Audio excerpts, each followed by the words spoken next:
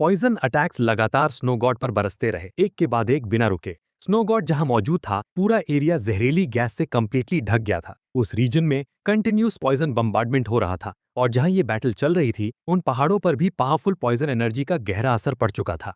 Pressure इतना ज्यादा था कि दूर खड़े लोग भी इसे क्लियरली महसूस कर पा रहे थे। इस भयानक प्रेशर को महसूस करके सब लोग पूरी तरह शॉक और डरा हुआ थे और आपस में बात कर रहे थे हमारे हीरो की ओवरवेलमिंग पावर के बारे में। उनमें से जो टीम बॉस पहले से ही वहां मौजूद था, वो प्योर एस्टॉनिशमेंट के साथ बोला, इसीलिए लॉर्ड लिन ने हमें इतनी दूर रिट्रीट करने का ऑर्डर दिया था, वरना हम भी इस हॉरिफाइंग पॉइजन फॉग से इफेक्ट हो जाते। उसके पास खड़ा आदमी भी डिसबिलीफ में बोला, मैंने कभी इमेजिन नहीं किया था कि लॉर्ड लिन इतने पावरफुल होंगे। पता नहीं वो गॉड जिंदा भी रह पाएगा या नहीं। इसी बीच बैटलफील्ड पर इतने सारे पॉइजन अटैक्स झेलने के बाद भी स्नो गॉड अभी तक मरा नहीं था, लेकिन उसकी हालत अनइमेजिनेबली खराब हो चुकी थी। उसके आधे से ज्यादा शरीर का हिस्सा पिघल चुका था और वो दर्द में तड़प रहा था। वो अभी भी पॉइजन गैस के अंदर फंसा हुआ था। उसके शरीर का आधा फ्लैश पूरी तरह मेल्ट हो चुका था और जहां जहां फ्लैश पिघला था, वहां सिर्फ नंगी हड्डियां दिख रही थी। यहां तक कि वो हड्डियां भी धीरे धीरे टुकड़ों में क्रश हो रही थी। अपनी इस हालत को देखकर स्नो गॉड ने हमारे हीरो की तरफ देखा और पूछा, क्या यही इंसानी रेस के 3 स्टार डिवाइन जनरल की ताकत है? ये सुनकर हमारे हीरो ने शांत लहजे में जवाब दिया, बिल्कुल। 3 स्टार डिवाइन जनरल का मतलब तुम जैसे बींग्स होते हो। मैं पहले ही 3 डिवाइन एग्जिस्टेंसेस का स्लॉटर कर चुका हूँ। हमारे हीरो का जवाब सुनकर स्नो गॉड पहले नर्वस नजरों से उसे देखता है, फिर जोर जोर से हंसने लगता है और चिल्लाकर कहता है, तो बात ये है, इसीलिए तुम मुझसे डरते नहीं हो। फिर एक पावरफुल और डैजलिंग रोशनी के साथ स्नो गॉड का शरीर धीरे धीरे सेल्फ डिस्ट्रक्ट होने लगता है। जैसे जैसे उसका एग्जिस्टेंस इरेज होने लगता है, वो हंसते हुए फिर बोलता है, मैं तुम्हारा मरा हुआ चौथा गॉड लेवल एग्जिस्टेंस बनने जा रहा हूँ, लेकिन ये मत सोचना कि मैं बेइज्जत मरूंगा। एक गॉड होने के नाते मैं डिग्निटी के साथ मरूंगा। एक ब्लाइंडिंग और पावरफुल लाइट के साथ उसका पूरा शरीर उस जगह से कंप्लीटली इरेज हो जाता है। सिर्फ एक स्नो क्रिस्टल बचता है, जिसके अंदर एक स्नो ग्रास मौजूद होती है, जो इंटेंस ग्लो निकाल रही होती है और ओवरवेलमिंग प्रेशर रिलीज कर रही होती है। जैसे ही हमारे हीरो की नजर इस क्रिस्टल पर पड़ती है, वो तुरंत डर के मारे पीछे हट जाता है और पैनिक में चिल्लाता है, डिवाइन कोर, ये बहुत बुरा है। ये अपना डिवाइन कोर सेल्फ डिस्ट्रक्ट करने वाला है। फिर वो जोर से सबको बोलता है, सब लोग रिट्रीट करो, जितना दूर जा सकते हो उतना दूर। हीरो के ये कहने के तुरंत बाद क्रिस्टल एक बार फिर से इंटेंस लाइट छोड़ता है। उस रोशनी के निकलते ही पूरे एरिया में एक एक्सट्रीमली पावरफुल प्रेशर पैदा हो जाता है। जैसे जैसे वो प्रेशर फैलता है, आसपास की हर चीज टूटने लगती है। दूर खड़े ह्यूमंस भी इस प्रेशर को महसूस करके बहुत पैनिक हो जाते हैं। एक दूसरे से चिल्लाकर पूछते हैं कि ये सब क्या हो रहा है। उसी पल जहां आइस क्रिस्टल मौजूद था, वहां एक मैसिव एक्सप्लोजन फूट पड़ता है। एक्सप्लोजन इतना पावरफुल होता है कि वो आसपास के बड़े बड़े पहाड़ों को अपनी लपेट में ले लेता है और उन्हें डिस्ट्रॉय करना शुरू कर देता है। एक के बाद एक विशाल पहाड़ उसके रेंज में आकर तबाह हो जाते हैं। जमीन पूरी तरह से पलट जाती है। हर चीज अनाइलेट हो रही होती है। इस पूरे केओस के बीच हमारा हीरो अपनी जान बचाने के लिए फुल स्पीड में मूव करता है, लेकिन एक्सप्लोजन इतना वायलेंट होता है कि वो पूरे एरिया में फैल जाता है। जहां हमारा हीरो खड़ा होता है, वो जगह भी एक्सप्लोजन की लपेट में आ जाती है और वहां भी डिस्ट्रक्शन शुरू हो जाता है। ब्लास्ट के चलते हमारा हीरो एक रॉक से जा टकराता है। एक्सप्लोजन्स कुछ देर तक और चलते रहते हैं। कुछ समय बाद एक्सप्लोजन्स धीरे धीरे शांत हो जाते हैं और आखिरकार सब कुछ बिल्कुल खामोश हो जाता है। जब एक्सप्लोजन पूरी तरह से रुक जाता है, हमारा हीरो अपने ऊपर पड़े मोटे बर्फ के टुकड़ों और टूटे हुए पहाड़ों के पत्थरों को हटाकर बाहर निकल आता है। इस वक्त उसके कपड़े पूरी तरह फट चुके होते हैं और उसके शरीर पर छोटी छोटी खरोंचें होती हैं। खुद को संभालते हुए वो शौक के साथ धीरे से बोलता है, अनडेड लीजियन लगभग पूरी तरह से वाइप आउट हो गई है। अच्छा हुआ सेल्फ डिस्ट्रक्शन की पावर सिर्फ एक सिंगल वेव तक ही सीमित थी। जैसे ही वो खड़ा होता है, उसकी नजर सामने के एरिया पर पड़ती है। जहां कभी विशाल पहाड़ खड़े थे, अब वहां सिर्फ एक बिल्कुल फ्लैट प्लेन रह गया होता है। इस बर्बाद जमीन को देखकर हीरो अफसोस के साथ अपने आप से कहता है, कितना अफसोस है, उसने सेल्फ डिस्ट्रक्ट का रास्ता चुन लिया, जिससे मुझे कोई एक्सपीरियंस या मिलिट्री मेरिट बिल्कुल भी नहीं मिला। दूसरी तरफ बैटलफील्ड से काफी दूर रुके हुए ह्यूमन प्रोफेशनल्स भी पत्थरों और बर्फ की मोटी परतों के नीचे दब गए थे। वो भी अपने ऊपर से रबल और स्नो हटाते हैं और आगे का मंजर डिसबिलीफ के साथ देखते हैं। उनमें से एक उस भयानक अटैक की पावर देखकर डर के साथ कहता है कि ये बहुत ही ज्यादा स्कैरी था। उसके पास खड़ा आदमी जवाब देता है, अच्छा हुआ हमने लॉर्ड लिन की बात मानी, वरना मैं तो अभी तक जिंदा ही नहीं होता। इस वक्त जो स्नो ग्रास पहले स्नो क्रिस्टल के अंदर थी, अब वो हमारे हीरो के हाथ में थी। वो चमकती हुई स्नो ग्रास को देखते हुए अपने आप से धीरे से बोलता है, लगता है कुनलुन स्नो गॉड को ये सिर्फ इस चीज की वजह से पता चला कि मेरे पास एक डिवाइन पोजेशन है। शायद उसका असली शरीर ही कुनलुन स्नो ग्रास था। जब मैंने डंजन को सोलो क्लियर करके ये ग्रास हासिल की, तब उसने मेरे शरीर के अंदर मौजूद डिवाइन ऑरा को महसूस कर लिया। जब हमारा हीरो स्नो ग्रास को ऑब्जर्व कर रहा होता है, तब उस पर एक छोटा सा बैंगनी रंग का कीड़ा चिपका हुआ दिखाई देता है। वो कीड़ा धीरे धीरे ग्रास से ऊपर चढ़ता हुआ हमारे हीरो के शरीर पर आ जाता है और आखिरकार उसकी गर्दन तक पहुंच जाता है। वो उसे काट लेता है और चिपक जाता है, जिससे उसके पूरे शरीर में हल्की सी बिजली जैसी सेंसेशन दौड़ जाती है। इसके बाद कहानी सीधा बाय के कोर्टयार्ड में शिफ्ट हो जाती है, जहां हमारा हीरो बाय के सामने बैठा हुआ है और स्नो गॉड के बारे में सब कुछ बता रहा है। स्नो गॉड की बात सुनकर बाय चाय का एक सिप लेता है और पजल टोन में कहता है, कुनलुन स्नो गॉड? मैंने कुनलुन माउंटेन्स के अंदर कभी ऐसी किसी एग्जिस्टेंस के बारे में नहीं सुना। जब हमारा हीरो आगे एक्सप्लेन करता रहता है, तब अचानक वो अपना सर पकड़ लेता है। उसकी हालत कुछ ठीक नहीं लगती और उसके माथे पर हल्की सी पसीना आ जाती है। फिर भी वो खुद को मजबूर करके बोलना जारी रखता है। शायद वो एक नया जन्मा हुआ गॉड था। मुझे लगता है उसका गहरा कनेक्शन उस स्नो ग्रास से है जो मैंने हासिल की। ये सुनकर बाय कुछ देर सोचता है, फिर हमारे हीरो से कहता है, स्नो ग्रास निकालो, मैं ओल्ड मैंग से इसे चेक करवाता हूँ, उसे इन मामलात की ज्यादा समझ है। ये सुनकर हमारा हीरो उठने लगता है, लेकिन अचानक उसकी कंडीशन और भी ज्यादा खराब हो जाती है। फिर भी वो खुद को जबरदस्ती सीधा खड़ा करता है। जैसे ही वो अपनी इन्वेंट्री से स्नो ग्रास निकालने वाला होता है, उसका शरीर लड़खड़ा जाता है। वो जमीन पर गिर जाता है और बेहोश हो जाता है। जैसे ही हमारा हीरो बेहोश होता है, बाय घबरा कर उसके पास दौड़ता है और डर भरी आवाज में बोलता है, लिनमो यू, मुझे मत डराओ, बताओ तुम्हें क्या हो रहा है। लेकिन हमारा हीरो पहले ही बेहोश हो चुका होता है और जवाब देने की कोई हालत में नहीं होता। इसके बाद कहानी टाइम में आगे बढ़ती है। हमारा हीरो एक बेड पर लेटा होता है, जबकि जूहान उसके सामने बैठा हुआ है, उसका इलाज कर रहा होता है और उसे अलग अलग पोशंस पिला रहा होता है। इस वक्त भी हमारा हीरो बेहोश ही होता है। कमरे के अंदर बाय, मैंग और ओल्ड सू भी मौजूद होते हैं। बाय गंभीर एक्सप्रेशन के साथ ओल्ड सू की तरफ देखता है और सीरियस लहजे में पूछता है, ओल्ड जू, मोयू की हालत कैसी है? एल्डर सू भारी आवाज में जवाब देता है, मैं लॉर्ड लिन के शरीर के अंदर क्या हो रहा है इसका एग्जैक्ट पता नहीं लगा पा रहा। उसकी लाइफ फोर्स लगातार ड्रेन हो रही है। उसके शरीर के अंदर ऐसा लगता है जैसे कोई एंडलेस अबिस पैदा हो गया हो, जो लगातार उसकी वाइटैलिटी को निगल रहा है। इसकी स्पीड इतनी ज्यादा है कि ये किसी भी प्रोफेशनल को पल भर में सुखाकर एक लाइफलेस हस्क बना सकती है। लेकिन फिर भी ऐसा लगता नहीं कि ये पूरी तरह उसे खत्म करना चाहती है। ये कहते हुए वो हमारे हीरो की तरफ देखता है और भी सीरियस आवाज में बोलता है, ये सिम्टम्स पॉइजनिंग जैसे नहीं है, बल्कि ऐसा लगता है जैसे उसकी सोल के साथ कोई प्रॉब्लम हो। ये सुनते ही सब लोग पूरी तरह शॉक हो जाते हैं, खासकर मैंग जो विजिबली हिल जाता है। वो डिसबिलीफ के साथ चिल्लाता है, सोल? कहीं ये कोई सोल डिवारिंग बीस्ट तो नहीं? फिर वो सबसे अर्जेंसी से कहता है, मुझे देखने दो। इतना कहकर वो तुरंत शेनशिया टावर को समन करता है। जैसे ही टावर अपीयर होता है, वो हमारे हीरो की सोल को इंस्पेक्ट करना शुरू कर देता है। जैसे ही हमारे हीरो की सोल टावर के कांटेक्ट में आती है, वो कीड़ा जो स्नो ग्रास से निकलकर हीरो के शरीर पर चिपका था, धीरे धीरे विजिबल होने लगता है। मैंग जैसे ही उसे हल्की सी भी देख पाता है, वो जोर से चिल्लाता है, सावधान, वो चीज बाहर आ रही है। वो कीड़ा तुरंत एक भयानक सोल फॉर्म ले लेता है और सबके सामने एक फिरोशियस रोर निकालता है। लेकिन जैसे ही इस कीड़े की सोल टावर को टच करती है, शेनशिया टावर से पावरफुल बिजली फूट पड़ती है। एक कैप्चर रिचुअल उस सोल डिवॉरिंग इंसेक्ट के शरीर के अराउंड बन जाता है और उसे कसकर बांध लेता है। रिचुअल पूरी तरह एक्टिवेट हो जाता है और कीड़े को कैप्चर करना शुरू कर देता है, उसे सील कर देता है। इस प्रोसेस के कंप्लीट होने के कुछ ही देर बाद हमारा हीरो धीरे धीरे अपनी आंखें खोलता है। जैसे ही वो आंखें खोलता है, जूहान खुशी और राहत के साथ उसकी तरफ देखता है और एक्साइटेड आवाज में कहता है, जूनियर लिन, तुम आखिरकार होश में आ गए। तुमने तो मुझे सच में डरा ही दिया था। हमारा हीरो धीरे से बेड पर बैठता है, अपने सर पर हाथ रखता है और सीरियस लहजे में पूछता है, मेरे साथ क्या हुआ था? तब जूहान एक्सप्लेन करता है, ग्रैंडफादर ने कहा कि लगता है तुम किसी चीज से पैरासिटाइज्ड हो गए थे, जिसे सोल डिवॉरिंग बीस्ट कहते हैं। ये सुनकर हमारा हीरो हल्की सी शॉक के साथ पूछता है, सोल डिवॉरिंग बीस्ट? जूहान फिर उस कीड़े की तरफ इशारा करके कहता है, हाँ, वही कीड़ा था जिसने तुम्हें इस हालत में डाल दिया। तो दोस्तों, इसी के साथ इस चैप्टर का यहाँ एंड होता है। आगे हमें कौन से नए ट्विस्ट्स देखने को मिलेंगे, ये हम अगले एपिसोड में जानेंगे। कमेंट सेक्शन में इस चैप्टर को आउट ऑफ 10 रेट करना मत भूलना। अगले वीडियो में फिर मिलेंगे, तब तक अपना ख्याल रखो और गुड बाय। अगले चैप्टर के बारे में तुम्हारी प्रेडिक्शंस क्या है, कमेंट्स में जरूर बताना। और सबसे इम्पोर्टेंट बात, वीडियो को लाइक करना और चैनल को सब्सक्राइब करना मत भूलना। शूहान हमारे नायक को सोल डिवोरिंग कीट दिखाती है और बताती है कि यही वही चीज है जिसकी वजह से वह बीमार पड़ा था। जैसे ही नायक की नजर उस सोल ईटिंग कीट पर पड़ती है, वह कुछ पल के लिए स्तब्ध रह जाता है। लेकिन उसी क्षण, जैसे ही उस कीट को नायक की मौजूदगी का एहसास होता है, वह एक भयानक, रूह कंपा देने वाली गर्जना करता है और सीलिंग लॉक कौशल से मुक्त होने के लिए बुरी तरह तड़पने लगता है। उसकी आत्मा आकृति जोरदार दमन का सामना करते हुए कांपने लगती है। ये सब देखकर शूहान बेहद घबरा जाती है। वहीं नायक भी पूरी तरह चौंकते हुए कहता है, ये आखिर है क्या?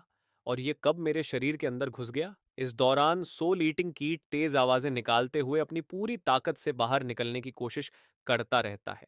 तभी वहां मौजूद मेंग नायक की बात सुनकर समझाता है, यह शायद फ्रैग्रेंट सोल बीस्ट नाम की एक प्रजाति है। इसका कोई भौतिक शरीर नहीं होता, यह केवल आत्मा के रूप में ही अस्तित्व में रहती है। मैंने कभी नहीं सोचा था कि 1000 साल बाद इनके निशान फिर से दिखाई देंगे। उसी क्षण नायक अपनी सोल फ्लेम को सक्रिय करता है और उसे सोल कीट की ओर भेजकर हमला करता है। जैसे ही सोल फ्लेम उस तक पहुंचती है, वह उसके चारों ओर घूमने लगती है, उसे पूरी तरह जकड़ लेती है और एक ही पल में उसकी आत्मा आकृति को नष्ट कर देती है। इतनी आसानी से खत्म होते देख नायक कहता है, यह आत्मा तो बेहद कमजोर थी। तभी वहां मौजूद बाई गंभीर स्वर में बोलता है, लगता है हमें कुनलुन डिवाइन पैलेस की दिशा को सील करना होगा। किसी को नहीं पता कि वहां से कितने सोल डिवोरिंग बीस्ट भाग चुके हैं। आम लोग इनके परजीवित्व का जरा भी सामना नहीं कर सकते। अगर हालात बिगड़ गए तो यह पूरी मानव जाति के लिए एक भयानक आपदा बन सकता है। बाई की बात सुनकर सभी लोग चिंतित हो जाते हैं। ये सुनते ही शू हान डरते हुए पूछती है, अगर कोई इस चीज से परजीवित हो जाए तो उसके साथ क्या होता है? उसके सवाल पर ओल्ड शू समझाना शुरू करता है। परजीवित होने के बाद आमतौर पर 3 अंजाम होते हैं। पहला, तुम एक अर्धमृत प्रोफेशनल बन जाते हो। ये लगातार तुम्हारी जीवन शक्ति, खून, आत्मा शक्ति सब कुछ चूस लेता है। ऐसा कुछ भी नहीं जिसे ये खा ना सके। दूसरा, अगर इसे कोई और बेहतर मेजबान मिल जाए तो ये सीधे तुम्हें मार देता है। तीसरा, अगर इसे तुम्हारा शरीर पसंद आ जाए तो यह तुम्हारी आत्मा को निगल लेता है और पूरी तरह तुम्हारी जगह ले लेता है। ओल्ड शू की बात खत्म होते ही शूहान पूरी तरह कांप उठती है और कहती है, यह तो बेहद डरावना है। इसी बीच कमरे में चर्चा जारी रहती है। गहरी सोच में डूबा मेंगबाई से कहता है, शानशिया साम्राज्य की स्थापना से पहले एक बार सोल डिवोरिंग बीस्ट की भीषण आपदा आई थी। उस घटना ने लगभग पूरी मानव जाति को तबाह कर दिया था। उनसे निपटने के तरीकों के बारे में कोई रिकॉर्ड नहीं छोड़ा गया। संभव है कि ऐसी जानकारी सिर्फ शाही परिवार के पास ही बची हो। लगता है हमें शाही परिवार के पास जाना पड़ेगा। फैसला होते ही मेंग शानशिया टॉवर को सक्रिय करता है। टॉवर के चालू होते ही सबको एक साथ टेलीपोर्ट किया जाता है और एक ही पल में वे शाही महल के पास पहुंच जाते हैं। महल के सामने पहुंचते ही मेंग ऊंची आवाज में कहता है, मेंग अनवेन बिना बुलाए आया हूं। कृपया पूर्व के लॉर्ड को बैठक के लिए बाहर बुलाया जाए। उसकी आवाज पूरे महल परिसर में गूंजती है। तुरंत राजा बाहर आता है और आदर पूर्वक सलाम करते हुए कहता है, डोंगफांग ये सभी दिव्य जनरलों को प्रणाम करता है।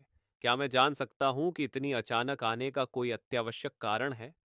राजा की बात खत्म होते ही मेंग सीधे उसके पास जाकर गंभीर स्वर में पूछता है, क्या तुम सोलेटिंग कीट के बारे में जानते हो? मेंग की आवाज सुनते ही राजा डोंगफांग ये बुरी तरह घबरा जाता है। उसके माथे पर पसीना आ जाता है और कांपती आवाज में वह कहता है, मैंने मैंने कभी सोल ईटिंग कीट का नाम नहीं सुना। तभी बाई आगे बढ़ता है और उसकी आंखों में देखते हुए कहता है, बस करो ओल्ड मैन डोंगफांग। मुझे पता है कि तुम्हारे शाही परिवार के पास एक गुप्त कोषागार है। हम खास तौर पर सोल डिवोरिंग बीस्ट के रिकॉर्ड देखने आए हैं। यह सुनकर राजा सिर्फ डर के मारे सिर हिला पाता है। तभी उसकी नजर हमारे नायक पर पड़ती है और वह कहता है, डिवाइन जनरल लिन भी यहाँ मौजूद हैं। ये जरूर मानव जाति के जीवन मरण से जुड़ा मामला है। मेरे कबीले के चाचा डोंग फांगली गुप्त कोषागार को नियंत्रित करते हैं। क्यों ना हम उनसे पूछ लें। इसके बाद कहानी लाइब्रेरी में पहुंचती है, जहां राजा के चाचा ओल्ड मैन डोंगफांग ली सोल ईटिंग कीट से जुड़ी सभी किताबें इकट्ठा कर मेज पर रख देते हैं और कहते हैं, सोल डिवोरिंग बीस्ट के बारे में जितनी भी जानकारी चाहिए थी सब यही है। इस समय मेंग एक एक कर उन किताबों को पढ़ रहा होता है। पढ़ते हुए ओल्ड मैन ली उसके पास आकर कहते हैं, अगर यह सच में सोल डिवोरिंग बीस्ट है तो यह एक बहुत बड़ी आपदा साबित हो सकती है। इस पर मेंग शांत स्वर में उत्तर देता है, जरूरी नहीं, शायद यह एक बहुत बड़ी अवसर भी हो सकती है। प्राचीन अभिलेखों के अनुसार बहुत पुराने अराजक युग में, जब मानव जाति अभी एकजुट नहीं हुई थी, एक बार सोल डिवोरिंग बीस्ट की भीषण आपदा फूटी थी। उस समय मानव जाति को जीत हासिल करने के लिए भी अत्यंत भारी कीमत चुकानी पड़ी। भले ही अंततः विजय मिली, लेकिन उसी दौरान लगभग सभी ईश्वर स्तरीय शक्तिशाली योद्धा मारे गए। इसके थोड़े ही समय बाद एबिसल डेमन्स और ड्रैगन रेस का अवतरण हुआ। उस कमजोर दौर में मात्र कुछ दशकों के भीतर ही प्रतिभाशाली लोगों की एक नई पीढ़ी अचानक उभर कर सामने आई और तेजी से ईश्वर स्तरीय विशेषज्ञ बन गए। उन्होंने मानव जाति के लिए आकाश को थामे रखा, उसे सांस लेने का अमूल्य समय दिया, और इसी कारण मानवता आज तक विकास कर सकी। मेंग ये सब बातें गंभीर स्वर में सभी को समझाते हुए किताबें पढ़ते पढ़ते आगे कहता है, उन प्राचीन प्रतिभाओं का जन्म सोल डिवोरिंग बीस्ट से गहरे रूप में जुड़ा था। सोल डिवोरिंग बीस्ट आत्मा के साथ साथ शरीर और रक्त की सारी शक्ति को निगल जाते हैं, लेकिन यदि उन्हें पूरी तरह विकसित होने से पहले ही नष्ट कर दिया जाए तो उनकी समस्त शक्ति किसी प्रोफेशनल की आत्मा में विलीन हो जाती है। जब आत्मा मजबूत होती है तो गुण एट्रीब्यूट्स भी बढ़ते हैं और पेशागत उन्नयन ऑक्यूपेशनल एसेंशन की संभावना कई गुना बढ़ जाती है। इसी प्रकार उन प्राचीन मानव प्रतिभाओं का जन्म हुआ था। यह सुनकर हमारा नायक उलझन में पूछता है, लेकिन सोल डिवोरिंग बीस्ट को उसके शुरुआती चरण में कैसे नष्ट किया जा सकता है? मैं तो खुद भी उसे समय पर पहचान नहीं पाया। इस पर मेंग उत्तर देता है, इस बात की तुम्हें चिंता करने की जरूरत नहीं है मोयू, ये सब मामले हम बूढ़े लोग संभाल लेंगे। इसी बीच राजा ये भी बोलता है, यह मामला अत्यंत महत्वपूर्ण है और इसके लिए जो व्यवस्था करनी होगी वह बहुत व्यापक होगी। उसके पास खड़ा शू यह सुनकर कहता है, लेकिन जब यह पूरी तरह सफल हो जाएगा तब हमारे शेंगशिया साम्राज्य में अनेक महान प्रतिभाएं अवश्य उभरेंगी। तभी बाई गंभीर स्वर में कहता है, इसे अंजाम तक पहुंचाने के लिए शाही परिवार की शक्ति अनिवार्य है। भाई की बात सुनकर राजा ही भारी आवाज में जवाब देता है, तुम्हें जो भी चाहिए बस आदेश दे दो। उसके पास खड़े ओल्ड मैन ली भी कहते हैं, यह एक ऐसा ऐतिहासिक उपलब्धि होगी जिसे इतिहास के पन्नों में सदा के लिए लिखा जाएगा। इसके बाद शू कहता है, सबसे पहले लोगों को भेजो और स्थिति को नियंत्रित करो। किसी भी हालत में सोल डिवरिंग बीस्ट को अन्य देशों तक भागने नहीं देना है। यह स्वर्ग विरोधी अवसर केवल हमें ही पकड़ना होगा। सबकी बातें समाप्त होते ही सभी हंस पड़ते हैं। उसी समय मेंग आगे बढ़कर हमारे नायक से पूछता है, मोयू, तुम्हारी क्या योजना है? यह सुनकर नायक उत्तर देता है, हाँ, मैं भी उसी व्यक्ति से मिलने के बारे में सोच रहा था। मेंग कुछ पल विचार करता है, फिर कहता है, मैं भी यही सोच रहा था। उस व्यक्ति की मदद से इस पूरे मामले की सफलता की संभावना बहुत बढ़ जाएगी। ये कहते हुए मेंग टॉवर को सक्रिय करता है और नायक को टेलीपोर्ट करते हुए कहता है, जब बात ऐसी है तो मैं तुम्हें स्वयं छोड़ देता हूँ। टॉवर सक्रिय होते ही हमारा नायक वहां से टेलीपोर्ट हो जाता है। नायक के जाने के बाद राजा डोंगफांग यी और उसके लाइब्रेरियन चाचा ओल्ड मैन ली धीमे स्वर में बातचीत करने लगते हैं। राजा पूछता है, चाचा ली, क्या डिवाइन जनरल लिन जिस व्यक्ति की बात कर रहे थे, कहीं वह इटर्नल ट्रायल ग्राउंड वाली प्राचीन सत्ता तो नहीं? यह सुनकर ओल्ड मैन ली उत्तर देता है, मुझे भी डर है कि वही है। मैंने कभी सोचा भी नहीं था कि डिवाइन जनरल लिन उससे बात करने के योग्य भी होंगे। ये हमारे शेंगशिया साम्राज्य के लिए स्वर्ग से मिला हुआ अवसर है। हमें इसे पूरी तरह योजना के अनुसार ही अंजाम देना होगा। यह सुनकर डोंगफांग ये सिर हिलाकर सहमति जताता है। इसके बाद कहानी सीधे एंटरस ड्रैगन के क्षेत्र में पहुंच जाती है, जहां हमारा नायक टेलीपोर्ट होकर पहुंच चुका होता है। जैसे ही वह आता है, फाइनिक्स गुस्से में अपनी गर्दन घुमाता है और उसे घूर कर देखता है। नायक उसे देखकर कहता है, मैं तुम्हारे लिए नहीं आया हूं, मैं सीनियर एंटेरस को ढूंढ रहा हूं। उसी क्षण एंटेरस ड्रैगन अपनी आंखें खोलता है और गुस्से में पूछता है, तुम फिर से यहां क्यों आ गए हो बच्चे? नायक उत्तर देता है, मानव जाति के साथ कुछ हो गया है और मैं आपकी मार्गदर्शन लेने आया हूं। और फिर सीधे सोल डिवोरिंग बीस्ट के बारे में पूछता है। यह सुनते ही एंटरस आश्चर्य से उछल पड़ता है और अविश्वास में कहता है, क्या तुम्हारी किस्मत इतनी अजीब कैसे हो सकती है कि तुम सीधे सोल डिवोरिंग बीस्ट से टकरा गए? यह सुनकर नायक सपाट भाव से पूछता है, लगभग परजीवित हो जाना, क्या इसे अच्छी किस्मत माना जाता है? एंटरस गरजते हुए कहता है, बच्चे, मैं तुमसे एक सवाल पूछता हूँ, बताओ कौन ज्यादा शक्तिशाली है, 100 टॉप टियर लेवल 85 प्रोफेशनल्स या एक अकेला लेवल 90 ईश्वर स्तरीय शक्तिशाली योद्धा? नायक जवाब देता है, स्पष्ट है कि एक ईश्वर स्तरीय शक्तिशाली योद्धा ही अधिक शक्तिशाली होता है, दोनों की तुलना ही नहीं हो सकती। यह सुनकर एंटेरस गंभीर स्वर में कहता है, बिल्कुल सही। किसी भी जाति के लिए एक शीर्ष स्तरीय शक्तिशाली सत्ता का जन्म सबसे अधिक महत्वपूर्ण होता है। स्तर जितना ऊंचा होता है, हर टियर के बीच का अंतर उतना ही विशाल होता है। चाहे हर मानव ईश्वर स्तरीय बन जाए, फिर भी वे एक अकेली सुपर ईश्वर स्तरीय सत्ता के सामने कुछ भी नहीं होंगे। और यदि सही तरीके से उपयोग किया जाए तो सोल डिवोरिंग बीस्ट एक अवसर है। एंटरस ड्रैगन की बात सुनकर नायक पूरी तरह स्तब्ध हो जाता है और शौक में पूछता है, क्या आप कहना चाहते हैं कि सोल डिवोरिंग बीस्ट इस स्तर का शीर्ष स्तरीय शक्तिशाली योद्धा बना सकता है? तो दोस्तों, इसी के साथ इस अध्याय का यहाँ अंत होता है। आगे कौन से नए मोड़ आने वाले हैं ये हम अगले एपिसोड में जानेंगे। अगले वीडियो में फिर मुलाकात होगी। तब तक अपना ख्याल रखें और अलविदा। अगले अध्याय को लेकर आपकी क्या भविष्यवाणियां हैं, कमेंट्स में ज़रूर बताइए। और सबसे ज़रूरी बात, वीडियो को लाइक करना और चैनल को सब्सक्राइब करना न भूलें।